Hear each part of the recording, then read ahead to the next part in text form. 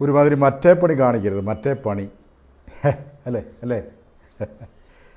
ഇവളുമാരൊക്കെ അകത്ത് പോയി എന്താ ചെയ്യുന്നത് എനിക്കറിയാം. കാട്ടിലോട്ട് കയറിയിട്ട് മറ്റേ പണിയല്ലേ. അല്ല പിന്നെ ഞങ്ങൾ പാർട്ടിക്കാരോട് കളിക്കാൻ നിൽക്കരുത് കേട്ടോ, അല്ലേ. അങ്ങനെ ഇരിക്കും ഞങ്ങളോട് കളിച്ചാൽ. ആഹാ, ഞങ്ങളുടെ സഹാക്കളെ തൊട്ട് കളിച്ചാൽ 1 2 3 ഒരുത്തനെ വെട്ടിക്കൊല്ലും, ഒരുത്തനെ വെടിവെച്ച് കൊല്ലും. മനസ്സിലായില്ലേ? അതാണ് ഞങ്ങൾ. ഇത് മണ്ണിൻ്റെ മണമുള്ള മനുഷ്യരാണ്. അതിനെക്കുറിച്ച് ഓർമ്മ വേണം, അല്ലാതെ മറ്റേ പണി കാണിച്ചുകൊണ്ട് നടക്കരുത്. സഹൃദയർ, ഞാനൊരു മിമിക്രിക്കാരനല്ല, എന്നാലും നിങ്ങൾക്ക് മനസ്സിലായി കാണും ആരെക്കുറിച്ചാണ് പറഞ്ഞത്. CPMൻ്റെ അഭിമാനമായ ഹൈറേഞ്ചിൻ്റെ മണ്ണിൽ തഴച്ച് വളർന്ന് കൊഴുത്ത MM മണി എന്ന മണിയാശാൻ ആണ് ഇങ്ങനെയൊക്കെ സംസാരിക്കുന്നത്. CPMലെ ഒരു അപൂർവ ജീവി. ആ ജീവിക്കൊരു പിൻഗാമി ഉണ്ടാകുമോ എന്ന് എല്ലാവർക്കും സംശയം ഉണ്ടായിരുന്നു. എല്ലാവർക്കും ഇല്ലെങ്കിലും എനിക്ക് സംശയം ഉണ്ടായിരുന്നു. പക്ഷേ ആ സംശയം അങ്ങ് മാറി കിട്ടുമോ? നമ്മുടെ ചെങ്ങന്നൂർ മുളക്കഴ ഭാഗത്ത് നിന്ന് നമ്മുടെ ഒരു അച്ചായനങ്ങ് ചാടിപ്പുറപ്പെട്ടിട്ടുണ്ട്. സജി ചെറിയാൻ ചേട്ടായി പറയുന്നത് നല്ല രസമാണ്. ഭരണഘടനയെ കുന്തം കുടച്ചക്രമെന്ന് പറഞ്ഞിട്ട് ഞാനത് ഉദ്ദേശശുദ്ധിയോടെയാണ് എന്ന് പറഞ്ഞ ആ മഹാനായ ചേട്ടായിയെക്കുറിച്ചാണ് ഇന്ന് നമ്മുടെ വീഡിയോ. പ്രതിഭാകരിയുടെ മോൻ്റെ കൈവശത്ത് പിടിച്ചോ? എൻ്റെ ചോദ്യം. ഞാൻ അതല്ല, നമ്മളിപ്പോൾ ഇത്രയും പേര് ചേർന്ന് നിൽക്കുന്നു. നിങ്ങളുടെ പോക്കറ്റിൽ നിന്ന് സാധനം എടുത്താൽ ഞാനെന്ത് സമാനം പറയാൻ പറ്റും? നിങ്ങളത് MLAയുടെ മകൻ്റെ മണ്ടക്കോട്ടെ ചാർത്തി. എന്തുകൊണ്ട് ആ പിടിച്ചവൻ്റെ പേര് പറഞ്ഞില്ല? ഞാൻ ചോദിക്കും, എക്സൈസ് കേസെടുത്ത പക്ഷേ ഞാൻ എക്സൈസ് എടുത്തതോ തെറ്റോ ശരിയോ അല്ലേ?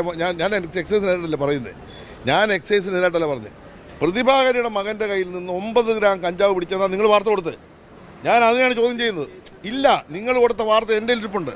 9 ഗ്രാം കഞ്ചാവ് പ്രതിഭാകരിയുടെ മകൻ്റെ കയ്യിൽ നിന്ന് പിടിച്ചു. 1 ഗ്രാം പോയിട്ടൊരു തുള്ളി സാധനം പ്രതിഭാകരിയുടെ മകൻ്റെ നിന്ന് പിടിച്ചോ? നിങ്ങൾ കൊടുത്തത് കള്ളവാർത്തയാണ്. അല്ലല്ല, നിങ്ങളുടെ മീഡിയയിൽ, നിങ്ങൾ ഏത് മീഡിയ ഞാൻ പറയണ്ടല്ലോ, നിങ്ങളുടെ മീഡിയയിൽ, കേരളത്തിൽ അറിയപ്പെടുന്ന മീഡിയയിൽ ഞാൻ ചെന്ന് വീട്ടിൽ കയറുമ്പോൾ കാണുന്ന ഭാഗം ഞാൻ പറയുന്നു 9 ഗ്രാം കഞ്ചാവ് പ്രതിഭാകരിയുടെ മകൻ്റെ കയ്യിൽ നിന്ന് പിടിച്ചു. 90 ഗ്രാമോ 9 ഗ്രാമോ എനിക്കറിയില്ല. ആ പറഞ്ഞ ആളുകൾ ഇപ്പോൾ എക്സൈസ് അവരുടെ നിന്നൊന്നും പിടിക്കാതെ വന്നപ്പോൾ പ്രതിഭാകാരി എന്തിനാ വേട്ടയാടുന്നത്? ഇതേ ഞാൻ ചോദിച്ചോളൂ. അതാണ് പരിശോധിക്കേണ്ടത്. ഞാൻ അയാളുടെ കയ്യിൽ നിന്ന് ഒരു കാര്യം പിടിച്ചിട്ടില്ല, അയാളൊന്നും ചെയ്തിട്ടുമില്ല, അയാളെ നിങ്ങളെ സ്മോക്ക് ചെയ്തിട്ട് ആരും കണ്ടിട്ടുമില്ല. ഇങ്ങനെ പറയാൻ പറ്റും? ഒരു കൊച്ചുകുട്ടി, 10-18 വയസ്സുള്ളൊരു കുട്ടി, അയാൾ വലിച്ചെന്ന് പറഞ്ഞിട്ട് കേസെടുത്തിരിക്കുകയാണ്. അത് ഒറ്റ കൊടുത്തെന്നാണ് വിഷയം വന്നിരിക്കുന്നത്. അത് മൂപ്പര് പറയുന്നത് പത്രക്കാർക്ക് തെറ്റുപറ്റിയെന്നാണ്. അവർ 90 ഗ്രാമോ അതോ 3 ഗ്രാമോ ഏതാണ്ട് കഞ്ചാവ് പ്രതിഭയുടെ മകൻ്റെ കയ്യിൽ നിന്ന് പിടിച്ചെന്ന് പറഞ്ഞു. അങ്ങനെ ഒരു ചോദ്യം ചോദിക്കുന്നുണ്ട് കേട്ടോ. നമ്മുടെ നടൻ ബാല പറഞ്ഞ ഓർമ്മയില്ലേ, ഞാനെന്നാ പൊട്ടനാ എന്ന് പറഞ്ഞതുപോലെ കേൾക്കുന്നവർ വിചാരിക്കും ഇയാളെന്താ പൊട്ടനാ? ചോദിച്ചതെന്താ? ഇപ്പം നിങ്ങൾ എന്നോട് ഇൻ്റർവ്യൂ എടുത്തുകൊണ്ടിരിക്കും, പോലീസ് വന്ന് നിങ്ങളുടെ പോക്കറ്റിൽ നിന്ന് 3 ഗ്രാം കഞ്ചാവ്, ഞാനെങ്ങനെയാണ് കുറ്റക്കാരനാകുന്നത്? ചോദ്യം പ്രസക്തമാണോ? ഇയാളെന്താ പൊട്ടനാ? എടോ, ഒരു മുറിയിൽ അല്ലെങ്കിൽ ഒരു സ്ഥലത്ത് സുഹൃത്തുക്കളെല്ലാവരും കൂടി ഇരുന്ന് ലഹരി പോയിക്കുമ്പോൾ അല്ലെങ്കിൽ മദ്യപിക്കുമ്പോൾ പോലീസ് വന്നാൽ ഒരാളെ അല്ല പിടിക്കുക, 9 പേരെയും പൊക്കും. ആ 9 പേരും പ്രതികളാണ്. ഇത് സാംസ്കാരിക മന്ത്രിക്ക് അറിയാത്തതാണോ? ഒരു ക്ഷേത്രമോഷണ കേസ്, 3 പേര് മതിലിന് പുറത്ത് കാത്തു നിൽക്കുക എന്ന് വിചാരിക്കുക. ആരെങ്കിലും വരുന്നുണ്ടോ, പോലീസിൻ്റെ റോന്ത് ചുറ്റിലുണ്ടോ എന്നറിയാൻ. വിഗ്രഹം എടുക്കുന്നത് ഒരാളായിരിക്കും.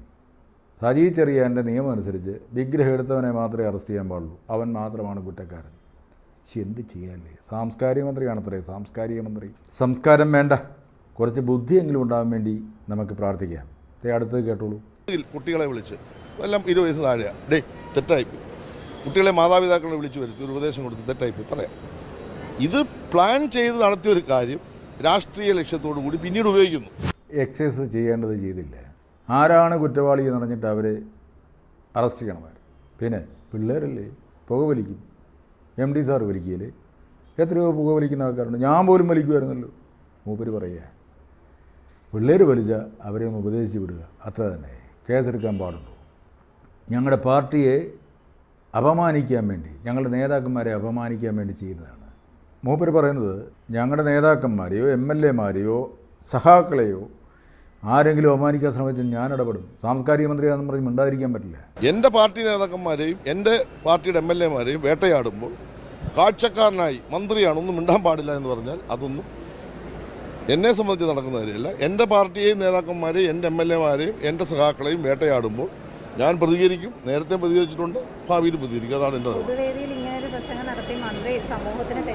ഇല്ലില്ല. ഞാൻ പൊതുവേദിയിലല്ല ഇത് പറയുന്നത്. നിങ്ങൾ പൊതുവേദിയിലല്ലേ പറഞ്ഞിട്ടുണ്ട്. നിങ്ങൾ വൈകിട്ട് ഇതെല്ലാം ഓൺ ചെയ്ത് വെച്ച് കേരളത്തിലെ മുഴുവൻ ജനങ്ങളെ കാണിച്ചുകൊണ്ടിരിക്കുകയല്ലേ.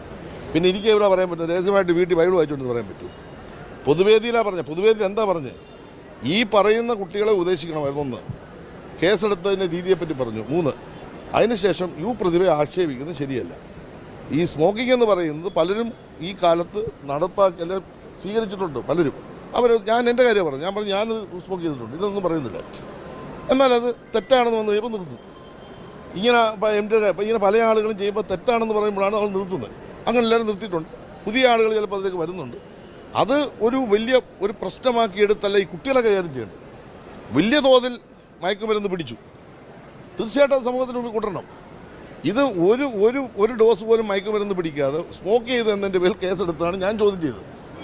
അതാണ് ഞാൻ ചോദ്യം ചെയ്തത്. അതിനുശേഷം ജില്ലയിലെ ഒരു ഉദ്യോഗസ്ഥനെ മാറ്റിയ സംഭവത്തിൻ്റെ നിങ്ങൾ കള്ളപ്പണം നടത്തി. സാംസ്കാരിക മന്ത്രിയാണെന്ന് വെച്ച് ഞാൻ മിണ്ടായിരിക്കണം? ഞാൻ വീട്ടിൽ കയറി ബൈബിൾ വായിച്ചുകൊണ്ടിരിക്കണം? നല്ല ഭാഷാപ്രയോഗം. പ്രതിഭയെ വേദിയിലിരുത്തിയാണ് ഈ പുകഴ്ത്തൽ മുഴുവൻ പുകഴ്ത്തിയത്. പ്രതിഭയുടെ മകൻ സിഗരറ്റ് വലിച്ചിട്ടില്ല, അതുകൊണ്ട് അവനെ വെറുതെ വിടണം. പിന്നെ പ്രതിഭയെ ശിക്ഷിക്കുന്നത് പാർട്ടിയെ ശിക്ഷിക്കുന്നതിന് തുല്യമാണ്. അവരൊരു സക്രിയമായി പ്രവർത്തിക്കുന്ന MLA ആയതുകൊണ്ട് ആ MLA മെക്കിട്ട് കയറുകയാണ് എല്ലാവരും. അതായത് ഒരു നേതാവായതിൻ്റെ പേരിൽ അവരുടെ മകനെ ക്രൂശിക്കും. ഒരു MLA-യുടെ മകനെന്ന് പറയുമ്പോൾ അതിന് പ്രസക്തി കൂടും. ഇപ്പോൾ എറണാകുളത്ത് ഉമാ തോമസ് താഴെ പോയത് ഒരു സാധാരണ സ്ത്രീ ആയിരുന്നെങ്കിൽ ഒരു ചെറിയ കോളം വാർത്തയിലങ്ങ് അവസാനിക്കുമായിരുന്നു. കേസൊക്കെ അതേപോലെ നടക്കും. പക്ഷേ MLA ആയതുകൊണ്ടാണ് അത് ദിവസവും അതിന് ചർച്ച വരുന്നതും അത് വാർത്തയായി വരുന്നത്. MLA ആയതുകൊണ്ടാണ്. അത് സെലിബ്രിറ്റികൾക്കോ ഇതുപോലെ പൊതുപ്രവർത്തകർക്കോ ആ ഒരു പ്രിവിലേജ് ഉണ്ട്. അതുകൊണ്ട് തന്നെയാണ് MLA-യുടെ മകൻ പ്രതിഭയുടെ മകൻ അറസ്റ്റ് ചെയ്യപ്പെട്ടു എന്ന് പറയുന്നത്. അത് ഇയാൾക്ക് മനസ്സിലാകുന്നില്ലെങ്കിലും നാട്ടുകാർക്ക് മനസ്സിലാവും. മദ്യം, അത് മയക്കുമരുന്ന്, ഇതിനൊക്കെ എതിരായിട്ടുള്ള ശക്തമായ ക്യാമ്പയിൻ ഗവൺമെൻറ് നടത്തുകയാണ്. എങ്കിലും ധാരാളം കേസുകൾ ഇപ്പോഴും പിടിക്കുന്നുണ്ട്, ധാരാളം ക്യാമ്പയിൻ നമ്മൾ നടത്തുന്നുണ്ട്, ഒരുപാട് ആളുകൾ അതിൽ നിന്ന് വിമുക്തരാകുന്നുണ്ട്. ശരിയാണ്. യവൻ്റെയൊക്കെ മന്ത്രിസഭ അധികാരത്തിൽ കയറുമ്പോൾ എത്ര ബാറുകളുണ്ടായിരുന്നു ഇവിടെ? ഇപ്പോൾ 800-ലധികം ബാറുകൾ അനുവദിച്ചിട്ടുണ്ട്. എല്ലാ സ്ഥലത്തും കുടിയന്മാരിഷ്ടം പോലെയുണ്ട്. അതിൻ്റെ പിന്നാലെയാണ് ഈ പറയുന്ന രാസലഹരിയും കഞ്ചാവുമെല്ലാം മനുഷ്യരുടെ നെഞ്ചത്തേക്ക് ഇടിച്ചു കയറ്റുന്നത്. അച്ചായോ എക്സൈസ് മന്ത്രിയോടും പിണറായി സഹാവിനോടും ഒക്കെ പറഞ്ഞിട്ട് ഇനിയും ധാരാളം മദ്യത്തിൻ്റെ ഔട്ട്ലെറ്റുകളും ബാറുകളും ഓപ്പൺ ചെയ്യാൻ പറയണം. ഒപ്പം കഞ്ചാവ് ഇവിടെ നമുക്ക് ഈ പറയുന്ന ഫ്രീ ആയിട്ട് കൊടുക്കാനുള്ളൊരു സംവിധാനം കൂടെ ഉണ്ടാക്കാൻ അദ്ദേഹം ശ്രമിക്കണം കേട്ടോ. നമ്മുടെ കുഞ്ഞുങ്ങൾ ഏതെങ്കിലും തെറ്റ് ചെയ്തോ ആയിക്കോട്ടെ, അതിൽ അച്ഛനും അമ്മയും എന്ത് ചെയ്യാൻ പറ്റും? അവർ പോയി, ഇപ്പം എൻ്റെ കുട്ടികൾ പോയി എന്തെങ്കിലും തെറ്റ് ചെയ്താൽ ആ കുട്ടികളെ ഉപദേശിക്കുന്നതിനപ്പുറം എനിക്ക് എന്ത് ചെയ്യാൻ പറ്റും? പ്രായപൂർത്തിയായ ഒരു കുട്ടിയെ തെറ്റ് ചെയ്തു, അല്ലെ 18 വയസ്സ് കഴിഞ്ഞ കുട്ടി തെറ്റിൽ പോയി വീണ്, നമുക്ക് എന്ത് ചെയ്യാൻ പറ്റും? പ്രായപൂർത്തിയായ ഒരു കൊച്ച് എന്തെങ്കിലും തെറ്റ് ചെയ്താൽ അച്ഛനോ അമ്മയോ എന്ത് പിഴച്ചു? ചോദ്യം കൃത്യമാണ്. ഞങ്ങളുടെ മുഖ്യമന്ത്രിയുടെ മകളെ പീഡിപ്പിച്ചില്ലേ? അതിന് മുഖ്യമന്ത്രി എന്ത് പിഴച്ചു? കോടിയേരി സഖാവിനെ പീഡിപ്പിച്ചില്ലേ? സാംസ്കാരിക മന്ത്രി തൻ്റെ വലിയ നേതാവല്ലേ നിയമസഭയിൽ വെച്ച് ഉമ്മൻചാണ്ടിയുടെ മകളെ അപമാനിച്ചത്? കൊച്ചുമകനെ ഗൺമോൻ എന്ന് വിളിച്ചത്? ഉമ്മൻചാണ്ടി തെറ്റ് ചെയ്തിട്ടാണോ? ഇനി മകൾ തെറ്റ് ചെയ്തെങ്കിൽ ആ മകളെ ശിക്ഷിച്ചാൽ പോരെ? കരുണാകരൻ്റെ മകനെ കിങ്ങിണിക്കുട്ടെന്ന് വിളിച്ചത് ആരാടോ? നിങ്ങൾ CPM-കാർക്ക് എന്തും ചെയ്യാം, ആരും ഒന്നും ശബ്ദിച്ചു പോരുത്, മറ്റാർക്കും മിണ്ടാൻ പാടില്ല. പ്രതിഭയുടെ മകൻ 9ാം പ്രതിയാണല്ലോ എന്ന് പറഞ്ഞു 9ാം പ്രതിയാവുന്നത് എങ്ങനെ? അത് അന്വേഷിക്കണം. എക്സൈസുകാരും വലതുപക്ഷ രാഷ്ട്രീയക്കാരും കൂടി ചേർന്ന് കളിച്ചൊരു നാടകമാണ്. ഒറ്റിക്കൊടുത്തു. പ്രതിഭയുടെ മകനെ കണ്ടപ്പോഴേ ഒറ്റിക്കൊടുത്തു. ഒന്നുമല്ല, നാട്ടുകാരനായ ഒരാൾ കൂട്ടം കൂടിയിരുന്ന് കഞ്ചാവ് വലിക്കുന്ന കണ്ടപ്പോൾ എക്സൈസ് ഡിപ്പാർട്ട്മെൻറ്റ് വിളിച്ച് പറഞ്ഞു. അതല്ലാതെ പ്രതിഭയുടെ മകനെ ഒന്നും ആരും അറിയുമായിരുന്നില്ല.